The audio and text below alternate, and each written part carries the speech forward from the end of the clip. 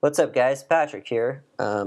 Doing something a little different today. Not going to be going through a parable, but I got a request on one of my other videos to explain why human beings are always doing the best they can in a moment. So I said I would make a video about that, and that's why I'm here. So to start with, I think it's important to go over how a human being makes a decision. And for that, I've put this little graphic on the screen so you can kind of get an idea of what I'm talking about. The input is our experiences we face in life. It's what we go through. And that goes into our heart, which is made up of four processes: biological, cognitive, experiential, and emotional. And those four processes are either spirit or flesh in their nature. Spirit being something that's whole and a part of God, and flesh, which is obviously separate from God. So depending on the moment and depending on where those processes are in that moment, you get the output. That output then becomes the input for another person to view, and the whole cycle begins again. However, that output is not what the Father looks at. The Father looks at that middle section, those processes and where they're at. And He knows what those processes are at and is able to determine what the outcome's going to be. Therefore, He does not care about what the output is. Another way to say this is the Father does not care about sin, and we shouldn't either. The reason we care about sin is because we want to either justify what we're doing or blame others, and that is a very unhealthy thing.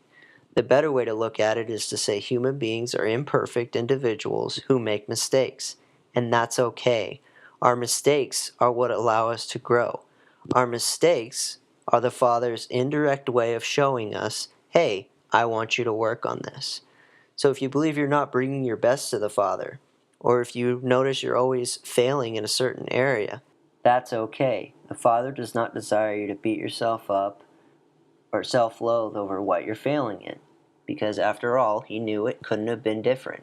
He knew the processes that were going on inside of you at the time and has empathy and grace on you because of that. At the same time, the Father does not desire us to stay where we're at. He desires and gave us the ability to become like Him in our internal, intrinsic heart. And the way that happens is through a process of discipleship and seeking out those who have answers that you currently don't have. It also can happen through prayer, where you say, Father, I lack this. Send me somebody or show me something so I don't have to lack this anymore. The last piece I'll say is some of the best advice I ever got in the beginning of this journey myself, and that is, be a good friend to yourself. Or really, it was a question, is, are you a good friend to yourself? And what I mean by that is, if you were to see someone treating someone else the way you treat yourself, would you be okay with that? Is that something that's beneficial, that's healthy, that's loving, that's uplifting? If it's not, that's the best place to start. If you were to have a friend who is struggling with something, would you not encourage them to say, hey, you're not here right now, but in the future you could be? That's the way the Father would desire us to view ourselves and others. Have empathy on them. Realize that their internal processes are what determines the actions that you see. Then you'll be able to view human beings the way the Father does. I'll leave you with one final example.